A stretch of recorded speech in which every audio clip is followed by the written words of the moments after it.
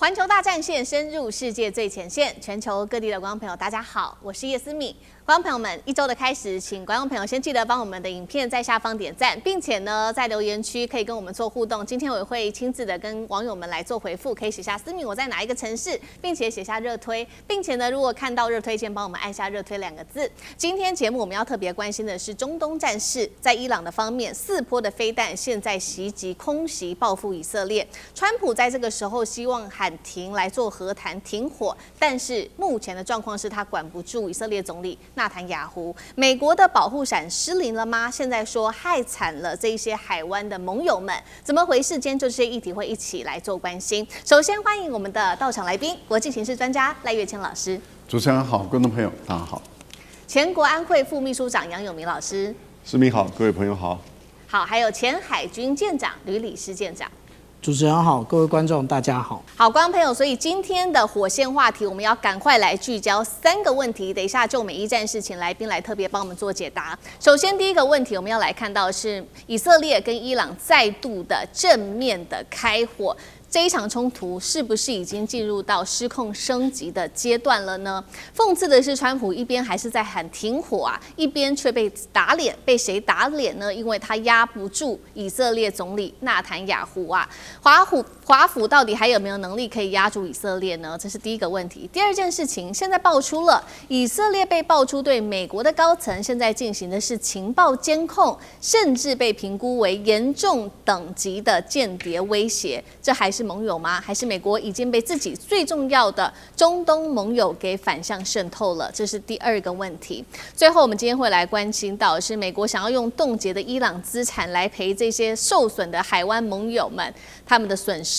这一招会不会让伊朗更生气呢？就算拿钱来补贴这些海湾国家，能够挽回海湾国家对美国的信任吗？今天就这些议题，我们会一起来做关心。这一场中东的战火快速而且高度的持续升级。华盛顿邮报最新的报道，还有多家外媒的报道，以色列在7号当天空袭黎巴嫩的首都贝鲁特的南部，造成了2死，而且非常多人受伤，高达了20人。伊朗火大了，直接发动了4波的飞弹空袭来做反击，锁定的是以色列北部的一个空军基地，并且强调这只是针对以色列的警告性打击。如果以色列的军事行动再次的升级，那么范围将会进一步的扩大。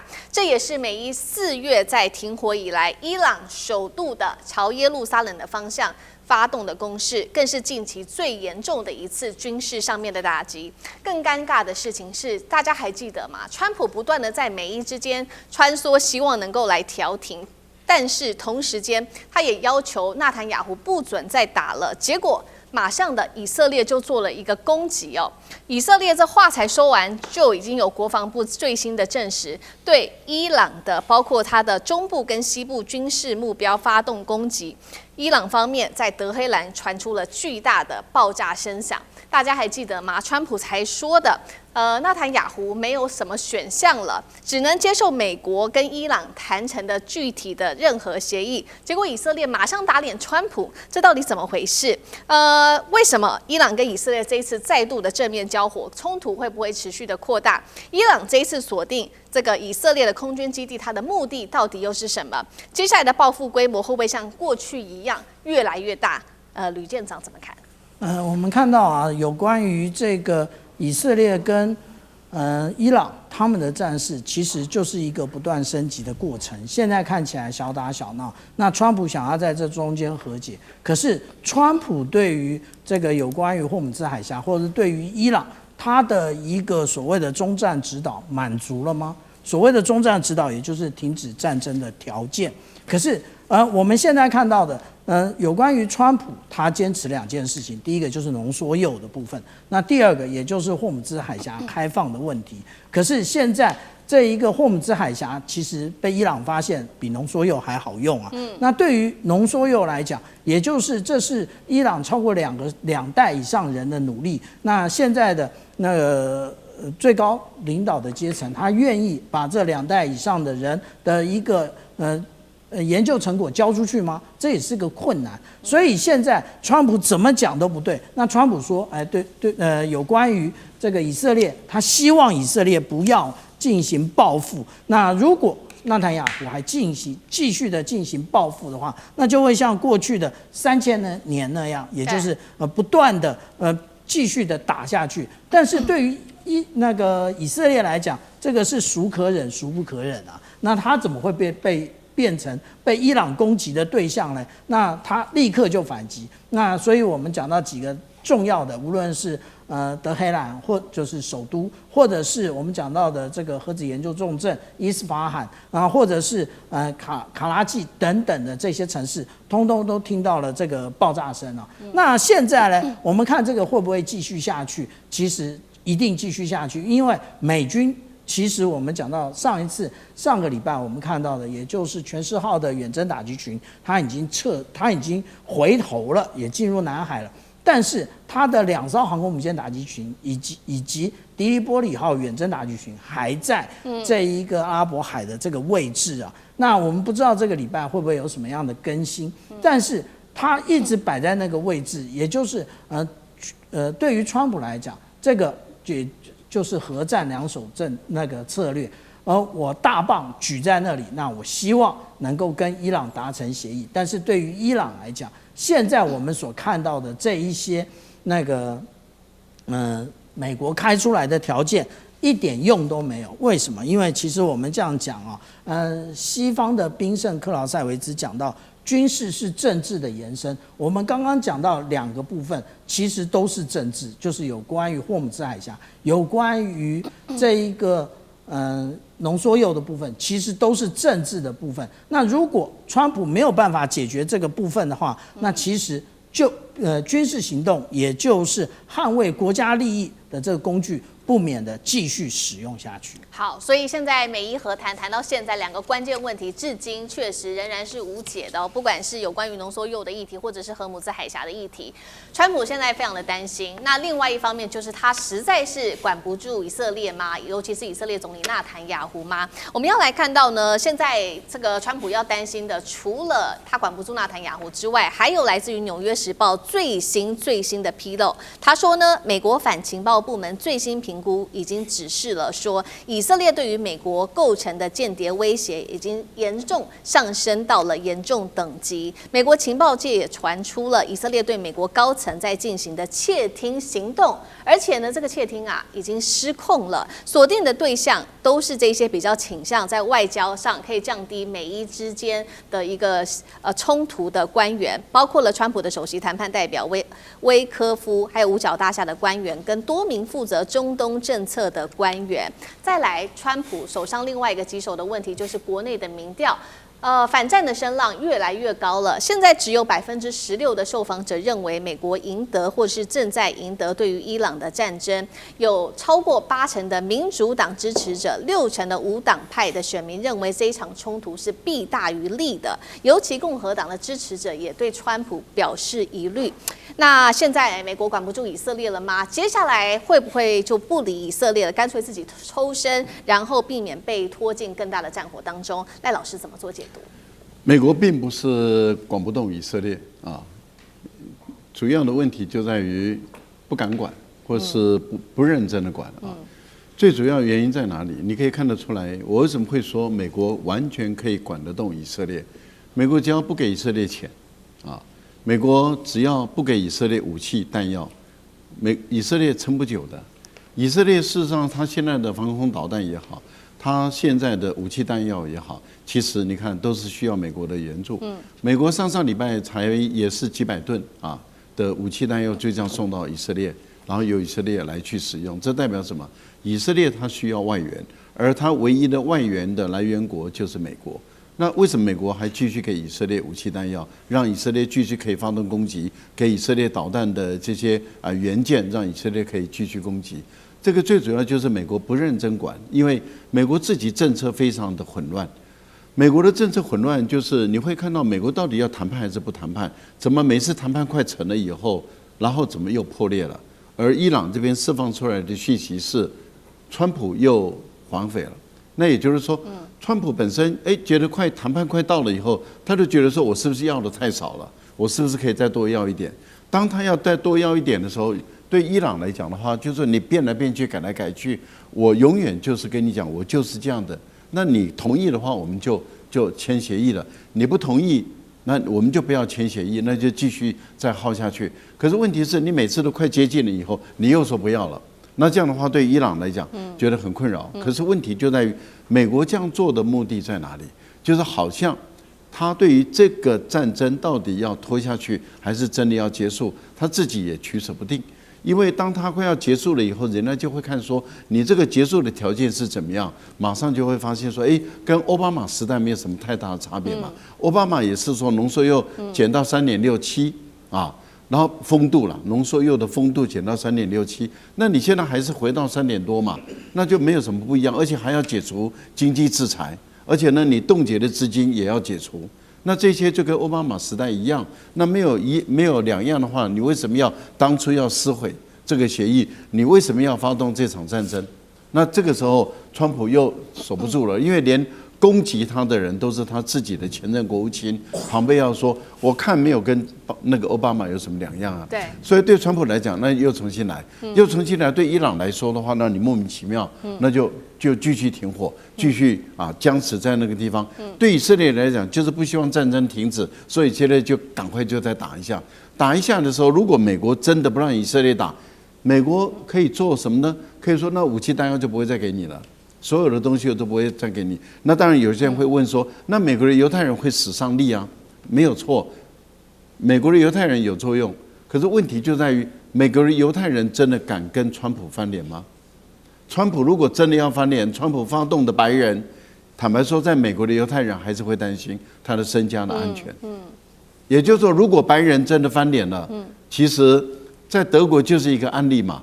德国的案例就是白人真的翻脸了以后，犹太人他本身的身家性命就有危险了。难道这种前车之鉴，在美国的犹太人，他们不会懂他们的历史上曾经发生过什么事？难道真的美国的白人就跟德国的白人不一样吗？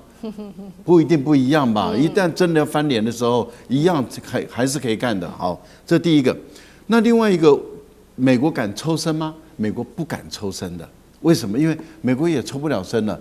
什么协议都没谈，军队就撤走了。对，那这个川普在国内被算账算不完了，而且伊朗变成小霸王了，那谁还敢跟伊朗吵架？谁还敢跟伊朗来顶嘴啊？因为伊朗就变成你看，美国不战而退，那这个世界就是我的了。伊朗打以色列那就不客气了。所以，除非你美国变成把以色列变成一个代理人战争，但是如果真的伊朗全力的攻击以色列的话，以色列熬得住长期的战争吗？也熬不住的。所以我个人认为，美国现在是抽不了身了。好，一方面我们现在看到这个美国它这个针对以色列的问题感到非常的头痛。那另外一方面，其实呢，川普他要担心的还有这个不信任来自于这些海湾国家，包括了刚刚特别提到了，每当这个美军攻击的时候呢，伊朗反击的往往都不是美国自己的本土，现在呢都是攻击这些部署在中东的美军基地。哪一些国家受害最深？当中包括了科威特、巴林、卡达跟阿联这一些国家。所以呢，川普现在是想要试图的这个缓解和海湾国家之间的关系吗？他现在想出了一个新的方法，这个方法还在研议当中。他说呢，干脆我们把呢对于伊朗这些冻结的海外资产，把它做成这些波湾盟友的战损赔偿跟重建的经费好了。那伊朗当然听到了这句话，非常的愤怒。他说呢，美国你如果敢这个转移我们的资产的话，接下来我们会做反制。如果做反制的话，受害最深的再一次就是这些海湾国家了。真的有可能这样做吗？川普，那杨老师怎么看？这是一个很愚蠢的发言，这是一个很愚蠢的想法。我听到美国的财政部长贝森特有公开这么讲，他说海湾国家受创，那我们就拿冻结伊朗的资产然后补偿给海湾国家。第一个，对伊朗而言呢，这是他们的主权财产，是美国非法的冻结甚至侵占。现在战争其实是倾向伊朗胜利，美国失利。然后在谈判呢，伊朗的要求的一大要求条件就是你要解除对我们这些资产的冻结，而且它应该是首先要求美国要冻结240亿美元，在卡达有50亿，在很多其他地方有不同的数字。那这些数字其实伊朗认为这是属于伊朗的，那你非法的冻结，你现在拿它去做战争赔偿的项目，那这个完全就会造成伊朗更加愤怒，以及谈判无法进行。那你不是要谈判吗？那对这些海湾国家而言呢，他也不敢接受，因为海湾国家就是因为以为花大钱去买了一个安全保护伞，结果反而变成一个依赖的陷阱。所有美国的基地，然后呢，海湾国家的一些设施都被炸，到现在为止还没有办法修复。为什么？因为荷尔蒙兹海峡还是被封闭的。所以，如果你拿这些钱去补偿给海湾国家，海湾国家哪敢拿啊？这不只是烫手山芋啊！一旦你拿的时候，你就是下一波被伊朗攻打的对象啊！美国已经没有办法去保护你了，你还敢拿这个钱吗？你拿这个钱，你怎么去修复任何你被打的这些基地或者是基础设施呢？所以这是一个非常愚蠢的。那这个案子，这个想法提出来，更就加深了伊朗对美国的这种不信任。那我都要你解除冻结了，你还拿这个钱去赔偿给海湾国家？海湾国家根本不就是你这次打的战争当中的这个共犯吗？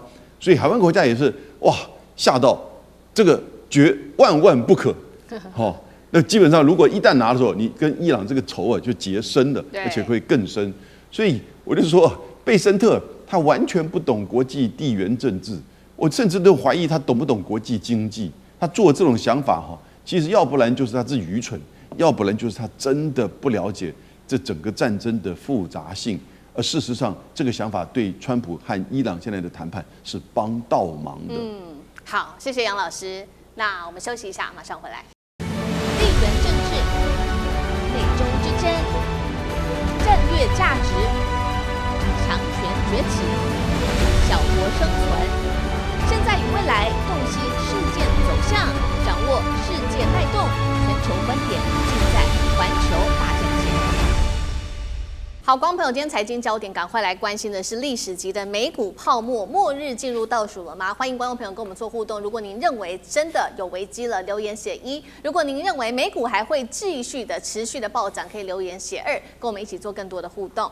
来关心到是费半指数暴跌了10%，AI 神话现在松动，还包括了美股、美债、黄金、比特币全面跳水。下一张股牌会是 AI 还是整个华尔街惨遭血洗？今天就这些议题，我们会一起来做关心。大家还记得吗？事情就是发生在上周五，惨遭了空头血洗，美股4大指数全面重挫，是上演了惊悚的黑色星期五大逃杀。赶快来看到一下细节。费城半导体指数暴跌幅度超过10%，当中是 AI 股暴跌幅度是最高的，几个领先的这些非常重要的企业，包括了博通股价重挫15%，美光股价重挫13%，辉达6%，AI 跟晶片股展开了大逃杀。短短一天之内，美股市值蒸发幅度高达了1.8兆美元。不只是美股血洗，包括了美债也血洗，黄金同样是暴跌，而且还有比特币也是暴跌，一度暴跌幅度超过5%，失守了6万美元大关。多位的这个金融专家还有经济专家赶快跳出来示警。末日博士说，投资人现在切勿盲目的追价。他认为说，美股的崩盘已经如定时炸弹，他认为随时可能会引爆。这话说得非常的重。我们来看到巴菲特指标，现在说呢已经上升到231%，是历史新高。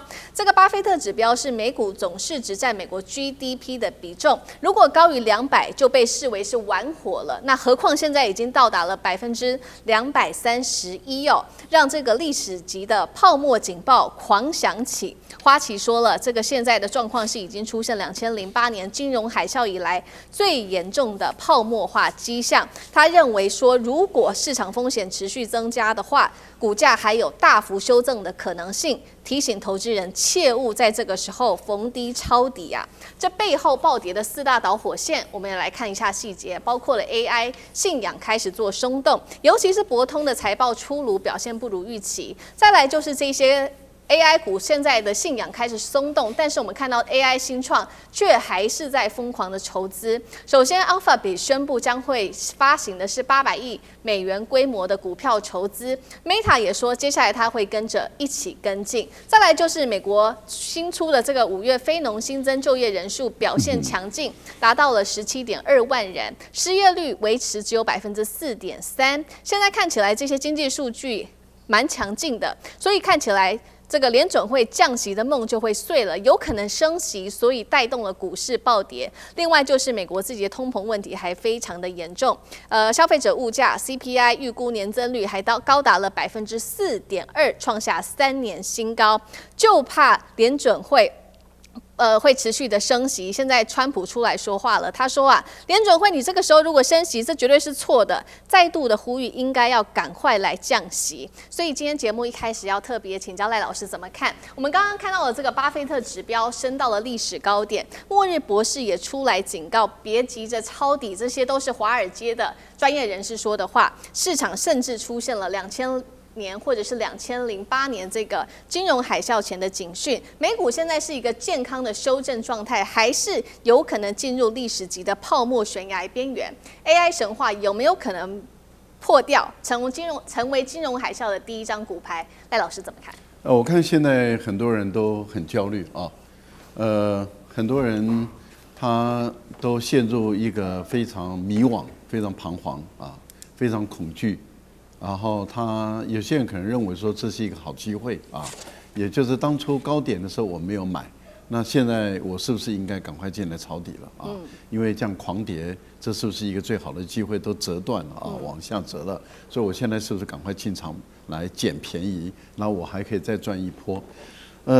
各种论断都有，那看你是信谁，你信末日博士的，信巴菲特指数的，他都告诉你说不要再玩了，够了啊。要赶快保守一点了，但是有些人会说抢进啊，这是捡股票最好的机会啊，是因为过去啊都已经涨到那么高点了啊，联发科涨到多少了，台积电涨到多少了，你现在不赶快去啊抢底的话，到时候明天一反弹你又2晚了。你看我就告诉你，我之前我就跟你讲。700-800点的时候，我就说会涨，你就还看。我说2000点、2000多点，你不相信？1000点呢，破了1000点，你还在问我，我就跟你说2000点，然后现在你还是不相信？你看吧，破了2000点了啊，那你现在信还是不信啊？你说折断了，折断了就是抄底最好机会啊，你信还是不信啊，观众朋友？那现在的问题就在于健康吗，还是不健康？因为没有人去看本益比了。没有人去看这个股票，它本身，因为现在6月份已经是股东会了，股东会已经陆陆续续都除权息都开始了，没有人在乎除权息的一个基本面，没有人在乎它的本益比的基本面都不在乎了，都说股票是买未来，未来我们它很有可能不得了的好啊，所以啊。他今年表现不好，今年的股息根本分不到1毛钱，搞不好还贴的。但是这个股票已经猛涨了，所以该不该买啊？该买啊，买未来啊，因为未来没有人知道啊。所以观众朋友，如果你是投资者，我坦白说，如果我的建议，我觉得谨慎保守是当前经济环境最恶劣的最好的一个方法。不要羡慕别人在上个礼拜之前赚了一大笔钱，不要去羡慕他们。是，但是问题就在于你现在就应该抄底吗？有些人说，或许股票就是跌一天，明天又弹上来了。如果明天弹上了，后天再重挫，那这个才是最可怕的事。因为所有的人，专业的人他会告诉你说，最怕的就是看回不回，或是看跌不跌，也就是说应该止跌了吧，它又往下走，然后一直往下走，一直往下，像拖死狗一样，拖到最后你就没有救了。我觉得目前来说，有很多很资深的都已经告诉你说危险，危险的时候，我个人认为，当你的每一毛钱赚的都不容易的时候，这么多人喊你危险，你不要去图，不要去贪，说我上次没有抢到搭上列车，我就利用这段时间来搭列车。我觉得安全，手中钱在你手中最安全嘛。目前来讲还是安全一点比较好。好，我们现在看到包括多位专家，还有来自于华尔街的这一些金融巨擘，都对于当前的这个美股啊，还有美国的不管是债务啊、金融表现，都是以比较保守甚至是悲观的一个市景哦。那同样的问题，吕舰长又怎么看？包括了这次跌的不是只是美股而已，全面重挫指的是说美债啊，还有包括黄金、比特币全面暴跌。舰长怎么看？以前我们来看到有关于股票或者是债券、黄金跟比特币，它之间是有一种联动，但是呢，不是全部都正面，也不是全部都是负面的。可是我们现在看到的是，也就是全面齐跌。那这个全面齐跌，第一个我们先看到啊，今天台湾的股市中场以下跌1568点做收。那其实中场最大跌幅高达了2700点。那还遇到了很多的大型券商啊，它的 APP 故障。那也就是你想逃无门啊，想减不能啊。那也就是大家要买也不行，要卖也不能。然后你就看着那个指数不断的往下跌。那刚刚赖老师已经给大家做了很多的建议劝告了。那其实我们来对应一下啊，从历史来见今。那当然，我们来从历史见今的话，我们会看到有一个叫做牛熊指数的。那牛市我们一般讲的也就是多头，熊市我们一般讲的就是空头。那它当这个牛熊指数接近100的时候，其实就是下跌的开始。那我们从过去无论是2000年的网络泡沫，或者2007年到2008年的次级房贷的时候，或者是我们看到这个有关于2022年的这一个新冠肺炎的时候，其实它都到达了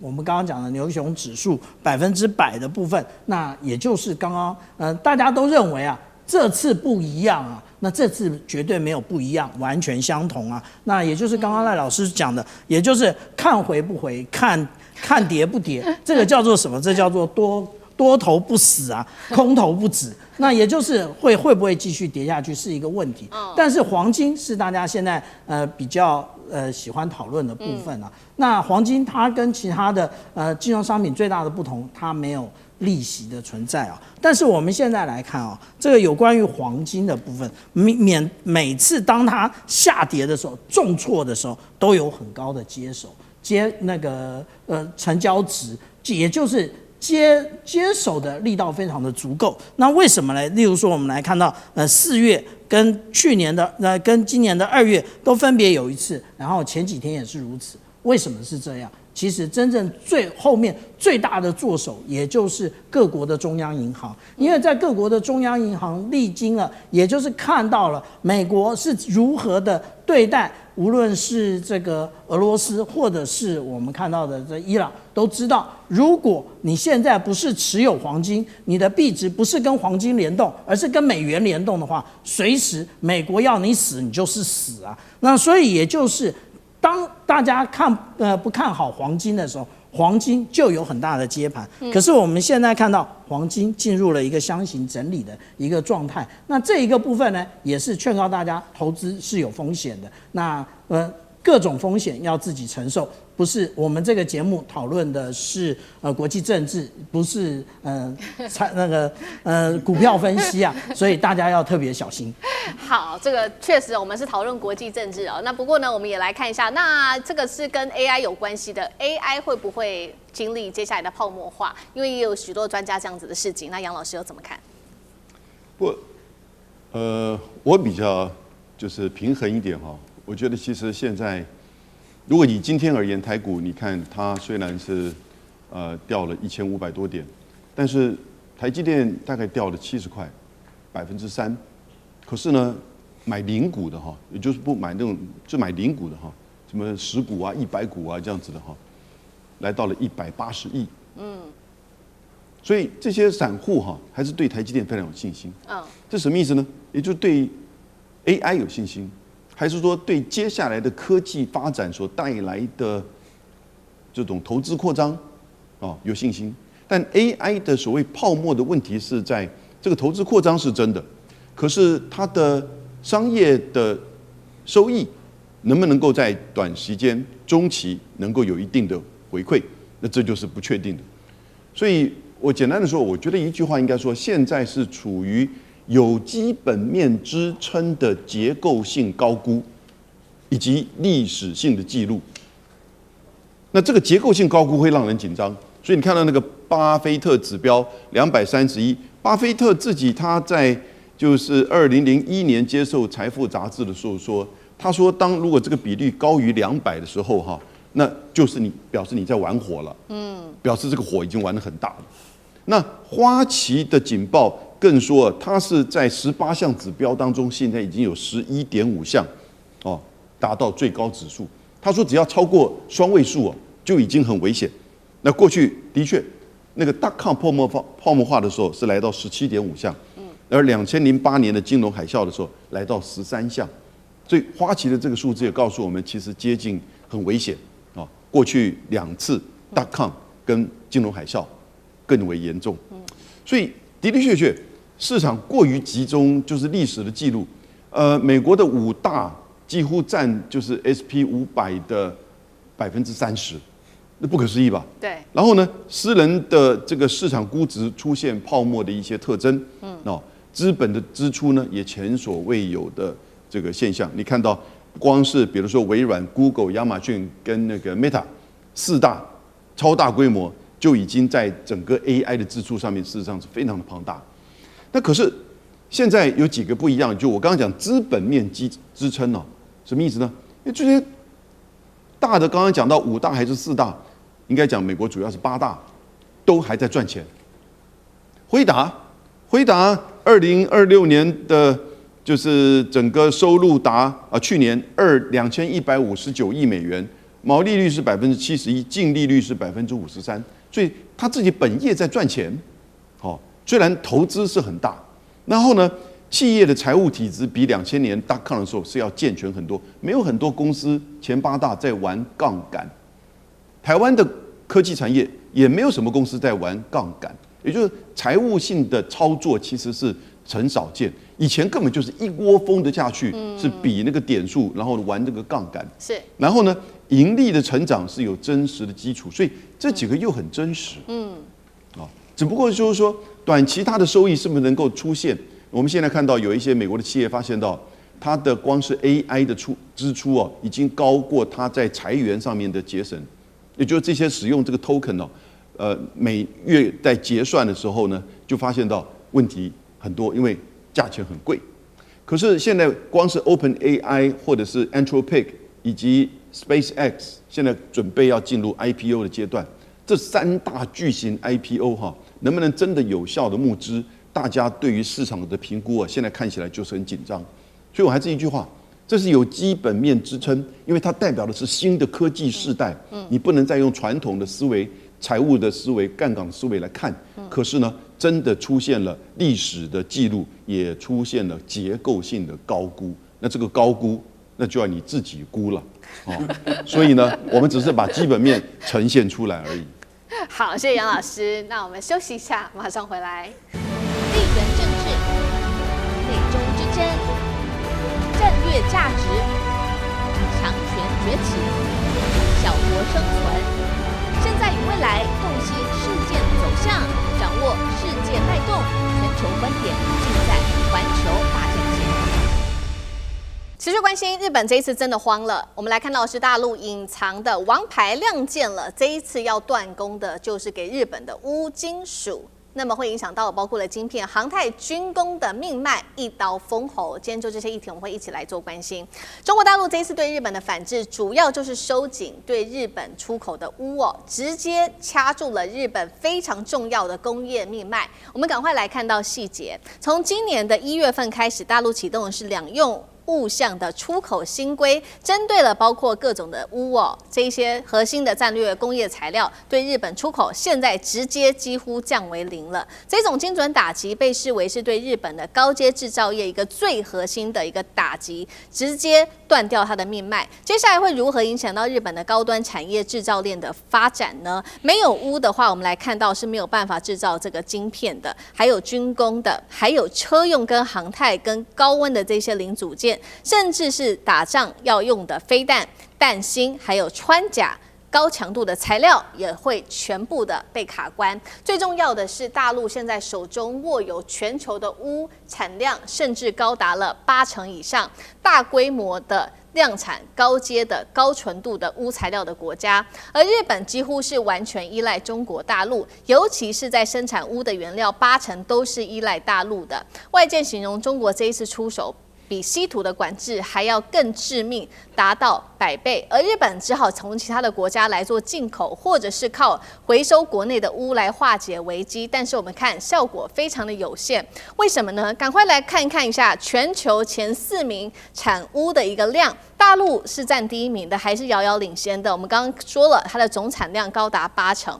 第2名的越南是已经看到它的年产量只有3000吨，远低于大陆的6.7万吨。而第3名的哈萨克跟包括了俄朝2国是远远的并列在第3跟第4，产量明显的非常的不足。而由于大陆对于这个钨做了非常严格的管制，导致钨的价格现在也是狂飙，1年之内暴涨幅度高达了50%。住友因为成本的增加，现在已经上调了60%他们的价格，还有三菱综合呢，他们也上调价格达到3倍。日本的这一家切削工具大厂，这个是 OSG， 因为成本太高了，现在决定干脆就减产吧。那么《金融时报》做了一个报道说，中国最近买家在多国还在积极的出手，要开出高于市场行情的价格来做抢货，打乱了全球钨的一个市场。所以今天节目一开始，我们要特别来关心到有关于钨的这个产量的部分受到了严重的冲击。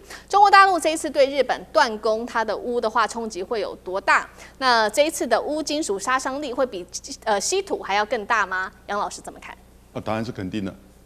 这个对日本的军工产业，它是大陆是2026年的1月公布的，叫做两用物项和技术出口许可证的管理目录，有谈到稀土以及关键的矿产，那中间一个很重要的就是钨。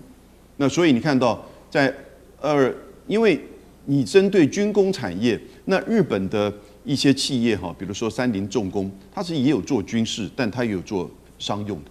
所以中国大陆这边申请的时候，其实它也没有办法去做很清楚的厘清那给你三菱重工，就人家申请说你是商用，但我怎么知道你能够保证说不会流到这个军工产业？所以2、3、4、3个月基本上出口到日本已经基本上归零。那这个会对日本已经产生了严重的影响，因为钨其实它有3种产品一叫重钨酸铵，我们简称英文叫 APT， 或者是碳化钨、氧化钨，而它在就是磁铁在就是电动车，在风电，在半导体，在精密工业，随便你举例啦，都会用到关键的钨。那这个钨呢，中国大陆大概占整个就是常量有440万吨，1半以上在中国大陆。然后呢，产量呢6.7到6.8万吨，占80%。那排名第2的是出口有钨的这个国家，排名第2像是越南3000吨，然后呢哈萨克2400吨，换算说后面这10个国家加起来还不到中国的1/10，所以基本上是无可替代，它叫做单点失效，意思就是说，当这个国家对你采取管制的时候，你几乎没有办法找到替代，因为也就是你现在日本在做的是去把大家的这些有钨的这些商品做回收，那个不太可能，那只不过是把价钱垫得更高，而且很短期的这个效益。所以你就看到现在钨的这个情况呢，也的的确确出现就是对日本严重的打击。那钨有没有别的矿产可以替代钨呢？这里我也研究了一下，钨的熔点高达3422°C，也就是所有金属里面最高的，它的密度是19.25，好，然后呢，这个也就是说它有高硬度，然后呢，它在高性能的工业、国防工业、在半导体工业，通通都具有最优的这种效能，几乎是不可替代。那不可替代情况之下，那别的国家来去援助日本吗？也不可能。那别的国家援助日本，就会违反中国大陆公布的管制的这个项目。那别的国家或者别的国家的企业援助日本的时候呢，你就会被就是下一步你被管制。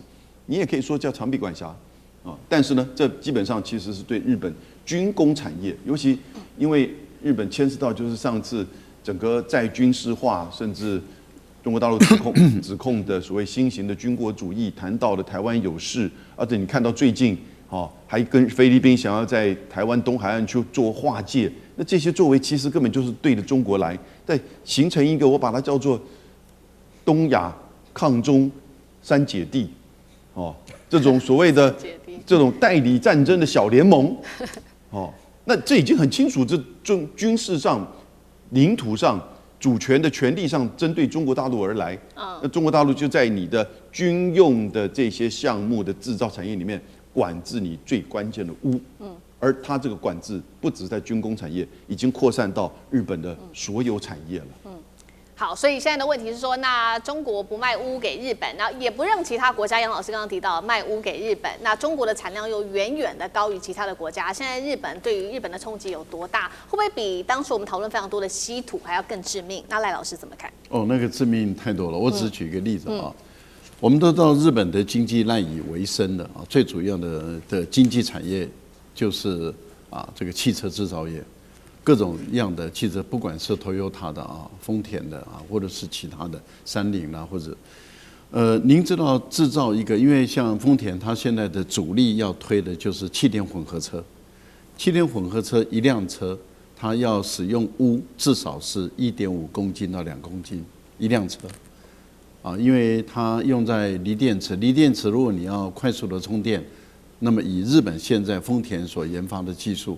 它最主要的要使用大量的钨矿进来去制造成为它的能够快速充电的这些特殊技术，还有像我们用的刹车板那刹车板本身它也要用钨的金属来去做，因为高硬度、高温度的一种把它夹住的这样的，你可以看到，对于日本来讲，你生产一辆车就要这么多，那日本一年要生产几百万辆的车，所以它的钨矿的使用量是非常的巨大。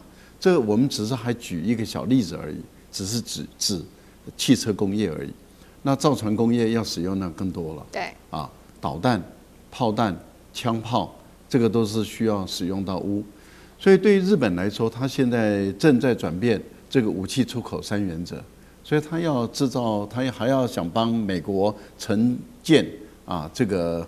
所谓的这个军舰，可是它要用到的是几百到上千公斤，也就几吨重的钨。那请问一下，我们刚刚讲的这个越南也不过就是3000吨嘛。对。那请问一下，日本现在怎么办？好，那因此他说他现在把这个旧有的这些有关于钨的这些材料拿来回收利用，那是一个姿态而已。为什么？第一个，你使用过的东西，你要把它装在新的产品上的时候，例如说我使用过的这个马达，或是这引擎的所谓的永磁土的磁铁，我把它拆下来，我要用在这个新的汽车上，你消费者你要买旧的还买新的，你会担心说它本身的良率，或者是它有没有瑕疵，它到底能不能用？所以我觉得它会造成它本身的产品。让消费者更加的不信任，所以我个人认为，对日本来说，这是没有办法中的办法，而且也是一种姿态。更重要的地方是在于，它买进口钨矿的时候，还有钨粉的时候，它的价格已经增长到5到6倍了，所以它的成本已经越来越高了。它成本越来越高，它已经要开始反映给消费者来分担它的这些造价的话，那就会造成日本本身的这些产品，它在国际竞争上。尤其是工业工具机还有像电钻头，它等等，它怎么跟大陆来竞争，来跟大陆来 PK， 这已经是显得很大的困难。更重要的地方是在于电动车它如何跟中国大陆竞争。它现在已经排名第2了，在未来来说的话，当它的钨是完全用尽的时候，其实就是日本的电动车、日本的这种气电混合车，他们的末日的时代来了。所以我个人觉得，日本现在最苦恼的地方是在于，它拿不到钨，它的整个经济命脉、工业基础绝对会受到非常严重的冲击，而它无解。好，所以我们现在看到这一波是中国大陆针对日本的钨的限制，影响到日本不管是在军事的发展，这个武器，或者是工业，甚至在汽车科技产业上面的发展。那如果说呢是在跟美国做比较的话，现在如果美国也没办法拿到这些钨，我们看到不管是在美中贸易跟军工竞赛当中，会不会同样也是一个非常致命的王牌？另外一个问题是说，大陆已经有这么多钨了，为什么还愿意去高价收购其他国家的钨？那舰长怎么看？为什么中国大陆要全球扫货？为什么中国大陆它需要这个不断的那个提高这个价格？那其实全球扫货，也就是当我不断的购买的时候呢，也就是这个价格会不断上升，因为其实我是最大出口国啊，那我把别人的都买掉，你们只能来跟我买，然后我就提高价，不断的提高我本身的价格，因为我们刚刚讲到。中国大陆它的钨的年产量6.7万吨，那刚刚赖老师也特别提到，第2名的越南也不过就是3000吨而已啊。那这2个根本就是无法相比啊。那但是呢，如果我们从企业竞争的道理，我们就可以看透中国大陆为什么采取这样的策略啊。我们看到1979年 Michael Porter 提出了5力分析，他其实谈到了5个力量，那我们今天只谈2个，也就是买方以及卖方的议价能力。现在呢，对不起，也就是对于各国中国大陆对于各国扫货的时候，问题是各国的产量都少，那个价格当然水涨船高。那水涨船高，我买了之后，那我就会用更高的价格来卖，也就是我卖方的议价议价能力其实是完全充分。那至于说其他的，例如说有没有新竞争者，没有。那是不是有替代的能力，也没有。所以现在这一个军工产业，它必须使用钨，因为钨其实是半衰铀的除了半衰铀之外，它的硬度最强的。那例如说，我举个例子，我们看到的方阵快炮，它最早之前使用的弹头就是半衰铀的弹头。可是半衰铀的弹头，它在储存的部分呢，它有非常多的问题，所以后来统统改成钨。那我们看到以方阵快炮，它一启动啪一阵打。那要花多少钨呢？那我们来看看这个全世界的产量，还偏偏的真的就是中国大陆，它的一个存量最高。但是我们不要忘了，还有另外一个国家存量也很高，也就是颜色越深的存量越高，那个叫做加拿大。加拿大其实这也就是为什么加拿大它有底气说，中等国家要团结在一起，因为它有各种的矿产，那你们要跟我团结在一起，不是我跟你们团结在一起，然后可以对抗美国。其实美国也有很好的产量，但是我们另外看到有关于城市垃圾的部分，也就是我们回收手机、回收这些电路板到底有没有用呢？其实现在大家都在探讨。我们第一个看到的这个，也就是各种论文呢，以及文献呢，它的这个或者是我们讲到专利的这个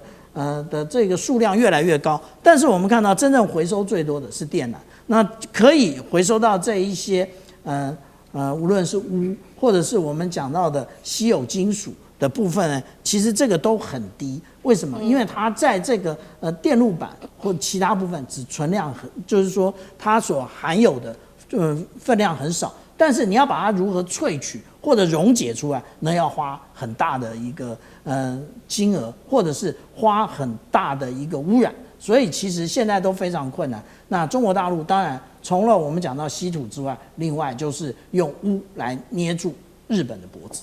好，谢谢舰长。那我们休息一下，马上回来。地缘政治、美中之争、战略价值、强权崛起、小国生存，现在与未来洞悉事件走向，掌握世界脉动，全球观点尽在环球大战线。好，接下来我们要持续关心到的是岁月磨砺烈火真金啊，这是什么事情呢？就是习金会正式的登场，是不是整个东亚新的秩序要成型了呢？北韩这一次呢，特别再次的强调，绝对不会放弃核武，剑指对抗美日韩同盟吗？今天就这些议题，我们会一起来做关心。今天呢，其实被视为是这个整个亚洲国家最瞩目的国际大事，就是大陆国家主席习近平时隔7年，这一次再度的到访了北韩。那么在这个到访北韩的之际呢，我们看到韩媒特别形容说，金正恩将会以 VVIP 的超规格来接待习近平，甚至预估会动员高达了数十万人来夹道欢迎，场面要做给世界看，要传达的讯息就是中朝关系全面升温。我们要赶快来看到的是，出访前习近平呢，主席难得在北韩的劳动新闻发表了他的署名文章，强调双边的关系是非常的好的，并且抛出了4大主张。当中特别提到了加强中朝之间的战略沟通，反对霸权主义，反对一切的复活军国主义，危害地区安全稳定的图谋跟行径。最后他还强调要推进彼此平等、有秩序的世界多极化。好，我们来看到相隔达到了7年，为什么习近平这个时候再度的访问北韩？意义是什么？是要拉紧北韩来对抗美日吗？赖老师怎么解读？日本高市早苗上台以来，他得到民众很多的支持。虽然他的民调最近有在下降，但是他维持5-6成是不变的啊。这代表说，日本这个国家的基本上已经定性转成为军国主义的国家了。所以中国已经把日本定调，它就是一个军国主义的国家。那俄罗斯也把日本定调为军国主义的国家，中俄在这个部分里面是一致的。那既然都定调是军国主义国家，所以日本的这个高市早苗的一个做法，它基本上来讲是带有高度的侵略性。它不但修改武器出口3原则，它要修改宪法。它最近在测试的它的武器已经不再是防卫性的武器，而是攻击性的武器啊！这不只是12式的一个反舰导弹，不只是88式，它也在测试更新的华约式的导弹，都是具有攻击性的了。所以它对于东北亚的安全局势已经还有过去的稳定和平的一个架构，本来日本基本上在东北亚它是无害的，也就是说它不会威胁到中国、俄罗斯、朝鲜等，它基本上相对是无害，因为它的宪法规定它必须是和平的，它是专守防卫，所以它对于周边的国家不会构成危害的情形下，大家对日本是欢迎的。也就是说，过去的日本是和平的。但是现在的日本已经放弃了和平，它走向战争。在未来的日本很有可能又是军国主义的一个幽灵又再现。那在这个情形下，我们看到6月7号，高市早苗跟韩国走得越来越近了。也就是说，李在明搞多边平衡的手法跟美国好又跟日本好得不得了，又跟中国大陆好像要释出善意一样，但是他却跟日本的军国主义者发展出更紧密的军事合作关系。6月7号，日韩2国启动了这种紧急状态的军事物资准入计划，也就是说，日本可以在紧急状态的时候把它的飞机、战舰等进入韩国，韩国也可以进入日本，这样的一个情形就等于是这个军国主义者已经跟韩国在勾连了。那李在明的这种多边的玩弄的这种手法，其实中国大陆看得很明白，那朝鲜、俄国其实也都看得很明白。东北亚的局势在产生转变，一直延伸到这个南海的菲律宾。那它也就是说，日本很有可能会带动东北亚的局势的一个紧张关系。在这个情形下，中国跟俄罗斯已经发展了更紧密的关系，现在又把朝鲜拉进来，形成中俄朝的紧密的协作合作伙伴关系。我觉得这个是对于东北亚的军力再平衡是有很大的一个帮助，有很大的功能。我个人是认为李在明有点在玩火。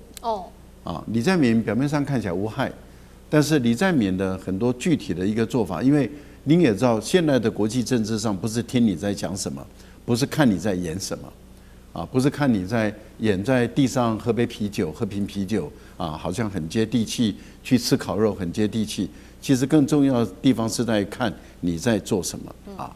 那也就是说，当高市早苗跟李在明越来越紧密啊，两个都相赴到对方的家乡去访问，那你不觉得啊，中国在这个时候一定要巩固东北亚的安全局势啊，为稳定安全局势做出贡献，这是很重要的一个访问嘛。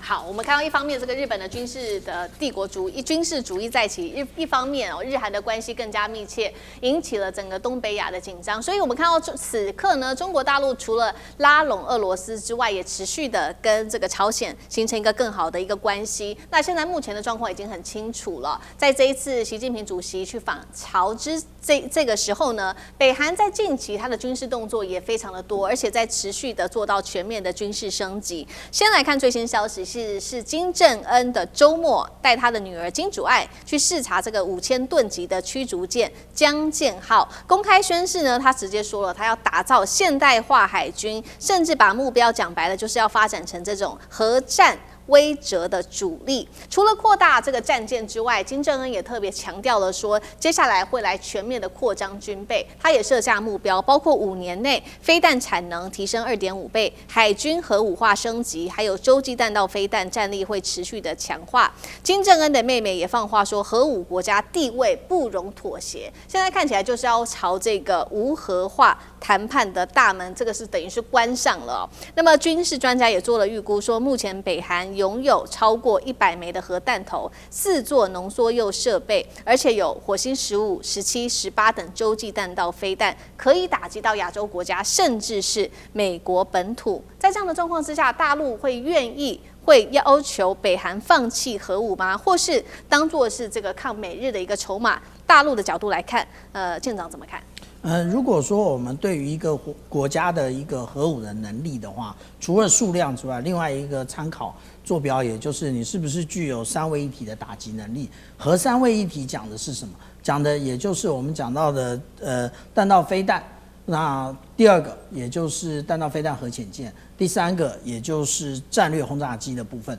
那战略轰炸机我们现在没有看到北韩在发展，但是其他的2个都已经具备了。那虽然它没有战略飞弹核潜舰，可是它有战略飞弹柴电潜舰。那同样的，它也已经在2017年跟2018年最频繁试射的时候，它已经试射过在水下试射过这个北极星1号跟2号的飞弹。至于说它的数量到底是多少，它的数量呢？如果说我们刚刚看到有关专家说是100枚啊，那如果说我们来看到这个相关的军控组织它的一个参考数据的话，也就是北韩是50枚的这个数量，那无论是50枚还是100枚啊，这个都，然后再加上刚刚那个赖老师所讲到的，以及主持人所谈到的，它的这一个火星17、18、19，其实都已经部分的涵盖到美国本土了。那对于美国来讲，那他会要慎重的考虑这一个相互保证毁灭的一个战略的部分了，而且。在北韩最后几次的这个试射的时候，他做了一件事情啊，也就是大家发现这个隧道里面拉出过电缆。我以前就提过这个，可是我这次拿出证据，就是 CBS News 它其实出了这一则新闻，大家那个时候搞不清楚到底什么原因，所以注意的也不多。那但是呢，我们如果看对照另外一本书呢，叫做 Spying on the Bomb。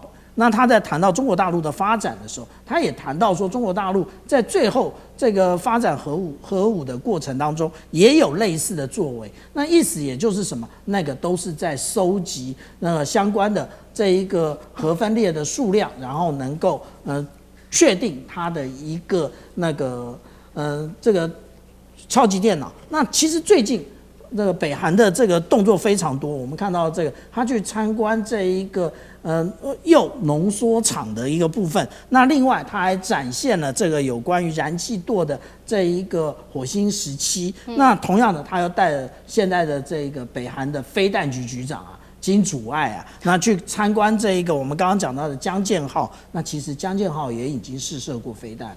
那这也就是告诉大家，如果要北韩回到无核化，基本上就是7个字，一点机会都没有。好，所以一方面我们看到北韩在强调它的核武的发展，那现在看在川普的眼里是非常的紧张了，他也希望说能不能再举行一次金会呢？至少是说在这个无核的发展上，他能够再贡献一份力量。那现在有传出说，希望习近平能够穿针引线，让他去见到金正恩。但是事实上，我们也知道，川普先前有3度的举行这个川金会都破局哦，没有让这个朝鲜放弃它的核武发展，包括2018年在新加坡，还有2019年在越南河内跟板门店这边，他们2位都见过面。同样的问题，杨老师又怎么看？